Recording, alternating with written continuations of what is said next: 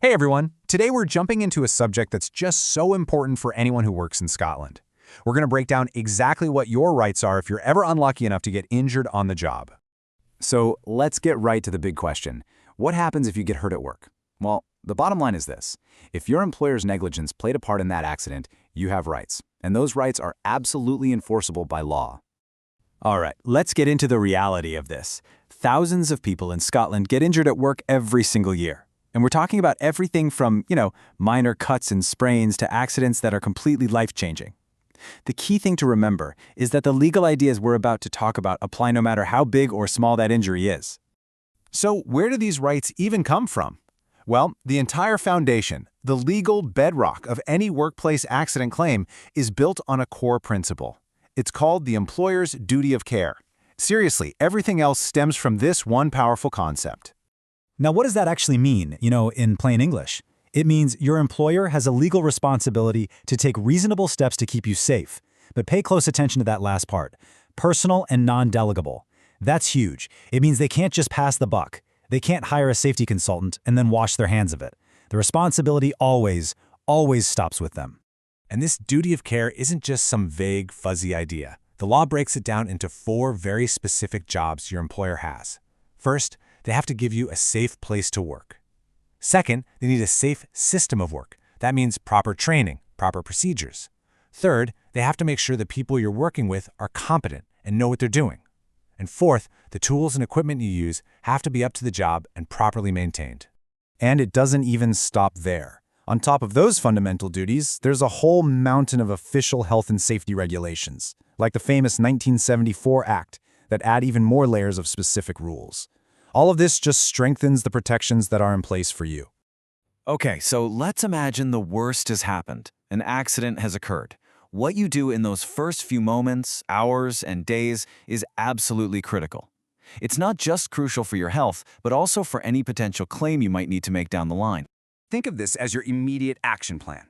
Step 1, and it's a no-brainer, seek medical help. Your health comes first, obviously, but this also creates a vital medical record of your injuries. 2, report it. Make sure it goes in the company's accident book.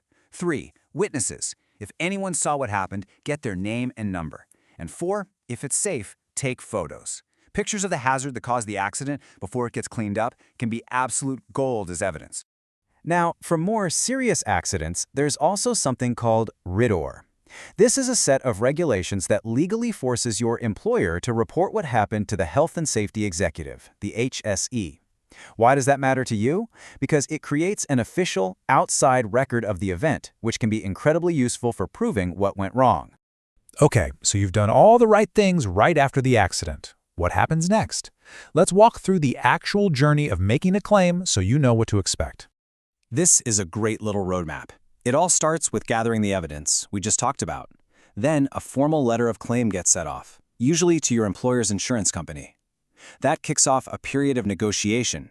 And here's the part that might surprise you. The vast majority of claims are settled right there during negotiations. Actually ending up in a courtroom is really rare. Now, you'll probably hear a fancy legal term from the insurers called contributory negligence. It sounds intimidating, but all it really means is they might argue that your actions partly contributed to the accident. But, and this is a huge but, it does not mean your claim is dead in the water. It's just about figuring out if the responsibility was shared. This chart makes it super clear. Let's say a court decides, you know what, you were 25% responsible. Do you get nothing? No way. Your total compensation is simply reduced by that 25%. You'd still get the other 75%. It's a reduction, not a cancellation. So what is this compensation actually for? In Scotland, it's kind of split into 2 main buckets. First, there's something called solatium, which is for the pain and suffering you've been through. The second part covers all the financial hits you've taken: lost wages, medical bills, rehab costs, even future losses like an impact on your pension. The goal is to try and put you back in the financial position you would have been in if the accident had never happened. All right, let's talk about what is often the biggest thing holding people back, the fear factor. People worry, right? What happens in my job? What will my boss think if I make a claim? Let's address those concerns head on. Let's just put the question right out there, as directly as possible.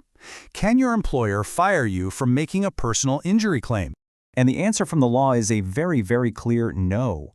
As it says right here, firing you for making a claim is almost certainly going to be considered automatically unfair dismissal. That gives you incredibly strong legal protection. You are protected. And, there's a practical reason why this isn't usually a problem. In the real world, you're not actually claiming against your boss's personal bank account. The whole process, from start to finish, is handled by their insurance company. Your day-to-day relationship at work can and often does just carry on as normal. And why is that? Because every single employer in Scotland is required by law to have at least £5 million in liability insurance. So here's the takeaway. The compensation doesn't come from the company's daily running costs. It's not going to threaten the business or anyone's job. It comes from a dedicated insurance fund that exists for this exact purpose. So when you put it all together, you can see the law in Scotland provides a really clear safety net to protect you when you're at your most vulnerable. And just knowing these rights, that's the first, most powerful step you can take. Which leaves us with one final question to think about. Your health is your greatest asset. Are you protected?